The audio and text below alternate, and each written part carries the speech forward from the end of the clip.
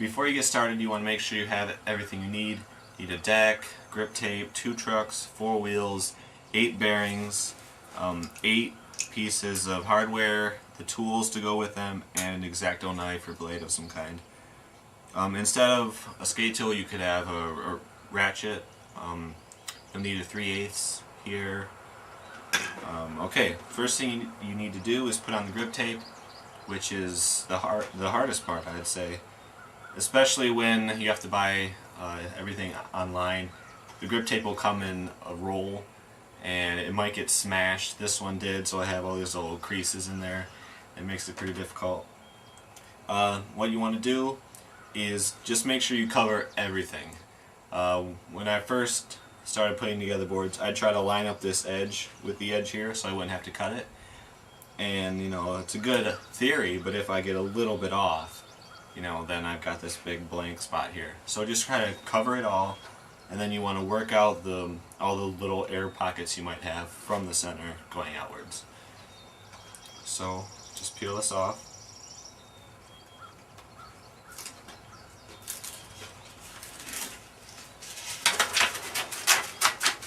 You can see what I mean, how it's creased. It's got all these little ribs in it. Okay, now try to touch the middle first and set it all down. Work in the middle, work out all these pockets.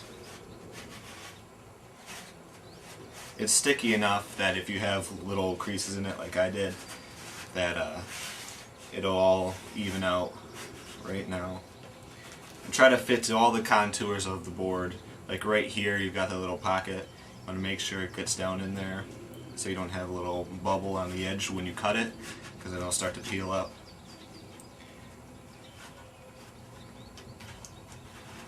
So work out all these bubbles.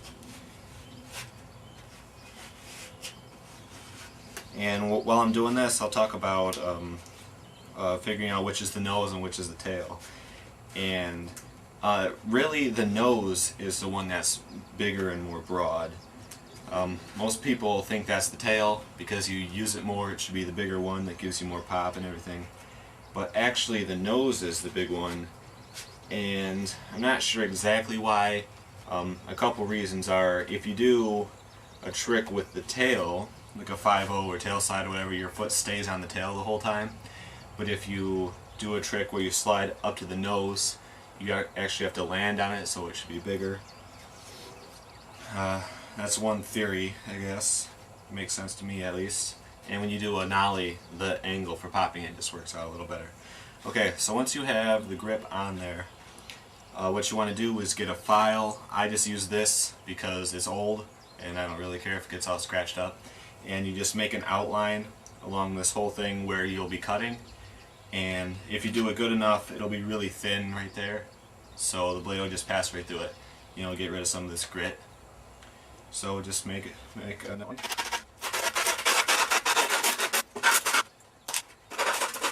This part's actually pretty difficult right here because the changing angle, but you've just got to work with it a little bit, try to fold it in.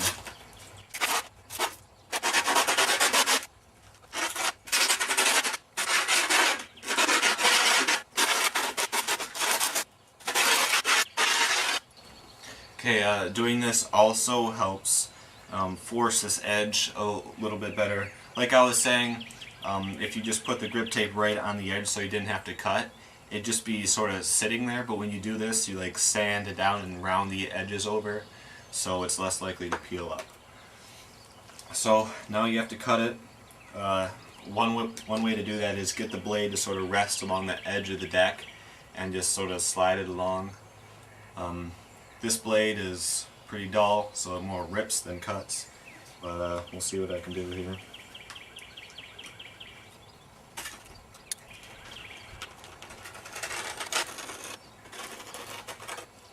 Okay, every now and then you want to cut this part off because you have a bunch of different pieces of grip tape and they can all get stuck together and it can get in your way. So do that every now and then while you're cutting.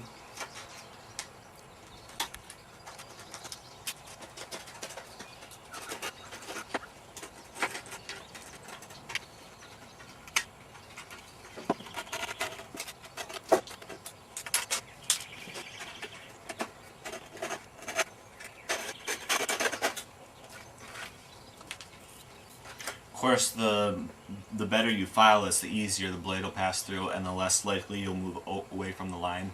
So if you have an actual file instead of just a chunk of metal, this part will be a lot easier. But it's really not that important. You know, each time you land upside down, it'll scrape off a little on the edge, and even if your original cut's pretty jagged, it'll eventually get evened out, unless you land everything perfect. But come on now.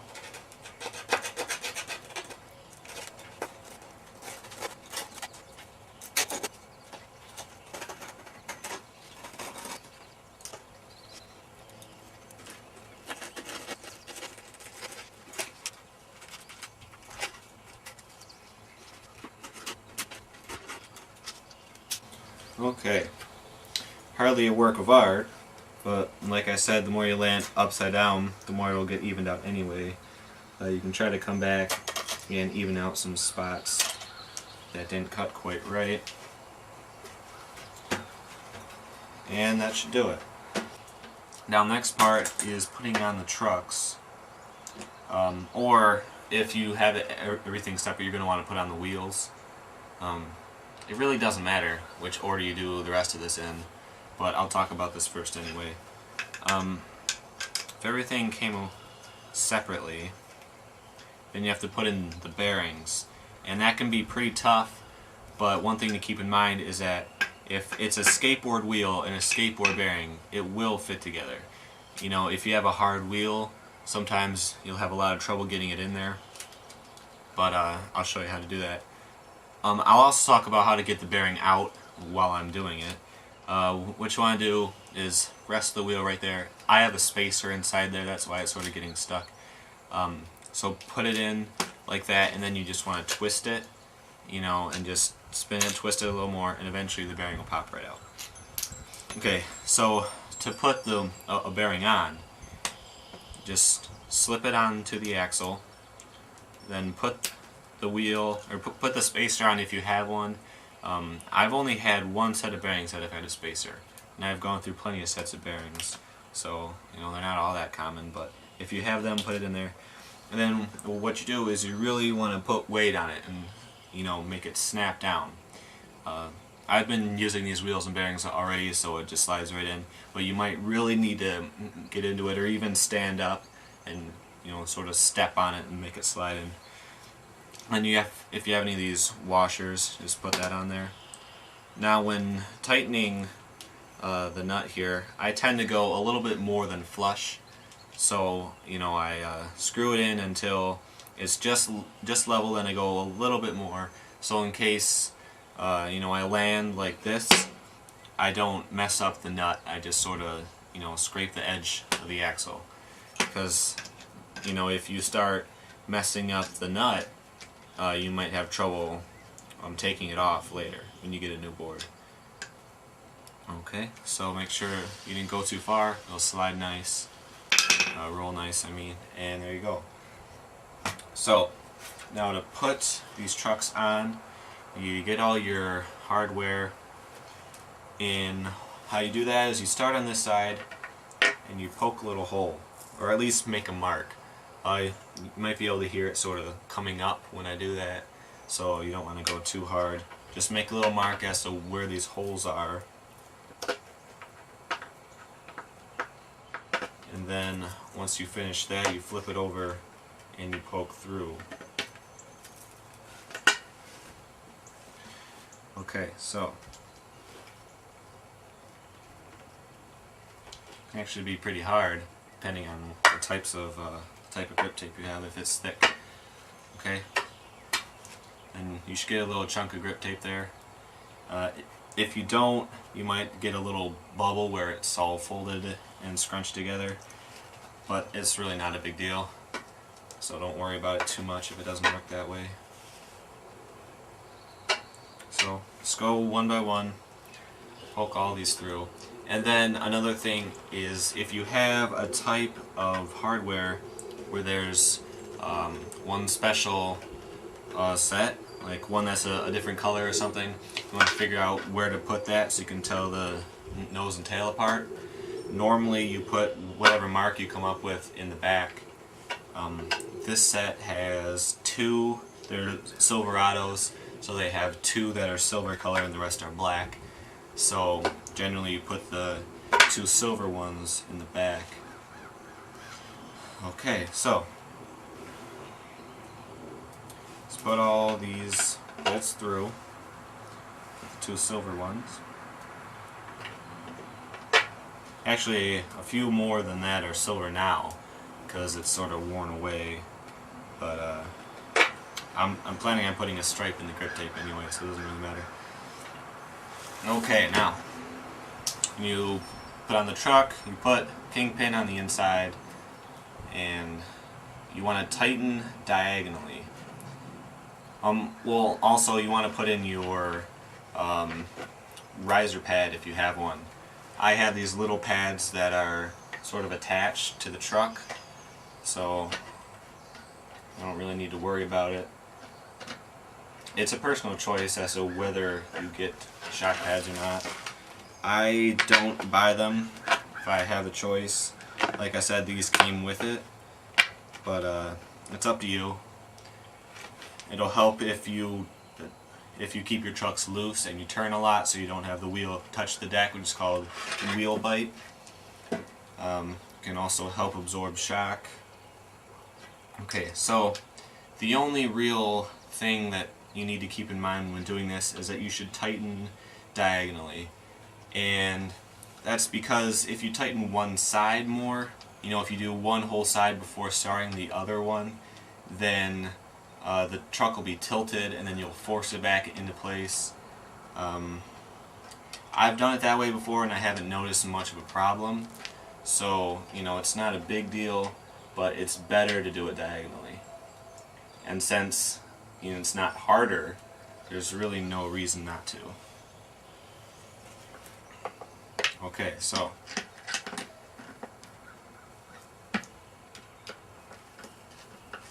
just get tightening on it. At first, you just want to get it secure. Don't tighten it all the way. It's the same thing as doing one side at a time. If you have one completely in, then, you know, it'll start tilting and that'll be bad for you. Okay. Okay, just get it nice and tight, but not all the way, like I said. Okay, now you want to do the other angle.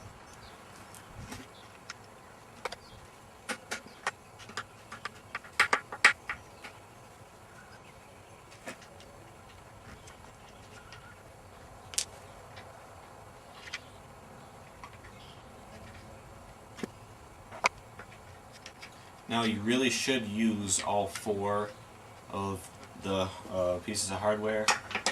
Two, you know, one here and one here or whatever, it will hold just as good, but it puts more stress on each bolt, which makes it more likely to break and more likely to come loose. So it's not really a good plan. You should only do it if you need to set up a new board and, you know, the shop's closed, or, you know, just for temporary reasons. Now, once you have the truck secure, then you want to tighten it as far as you can. There's no reason to keep it loose. You don't want it to wobble or anything. Just tighten it as hard as you can. One more thing is when doing this, the ones in the back, the skate tool tends to come at an angle depending on what kind of truck you have. So you might want to use a wrench or a socket. With this one, it's not that bad, but something to keep in mind.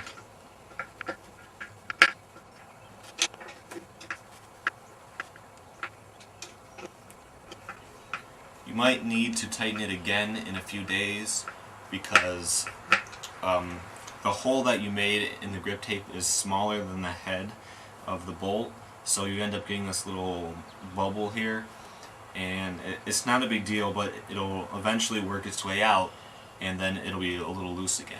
So after you've skated it for a few days, just come back, tighten it a little bit more, and you should be fine.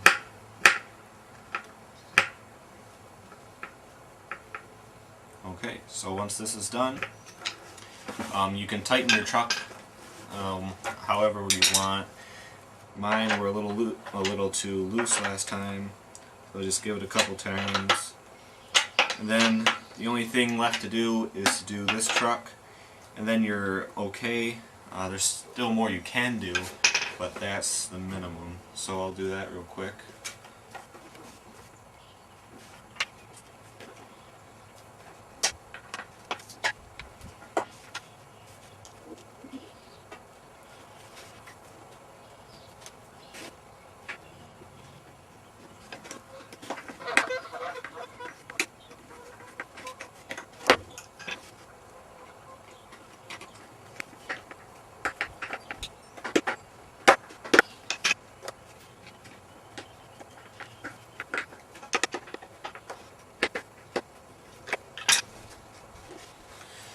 Okay, so your board's all put together, and you could quit now, but there are still a few more things you could do. The first is to take the leftover grip you have and sand down the edge. That helps it, or makes it less likely for the grip to start peeling. You can make this line a little smoother. You can put stickers on the bottom. One thing I like to do is grip tape art. You can take paint markers and draw on it. You could cut out pieces with your razor. Normally, that's what I like to do. I put a nice stripe in the back, because although I have the two silver ones, I put them in the front actually. It's not always obvious, and I like the look of a stripe anyway. So there are two ways to do this. The first is to do it before you put the grip tape on. Just cut the grip and then put one piece here and one piece a little bit next to it. But that's a little more dangerous to do, because if you cut it and it ends up being right over a bolt, that could be a problem. So normally I wait till afterwards, and all you have to do is just cut through and then peel up on the part in the middle. I'm not going for anything fancy here, just a plain old stripe. Okay, then just go over this line a few times until you actually feel the wood from the top ply, and then the grip should actually start to come free.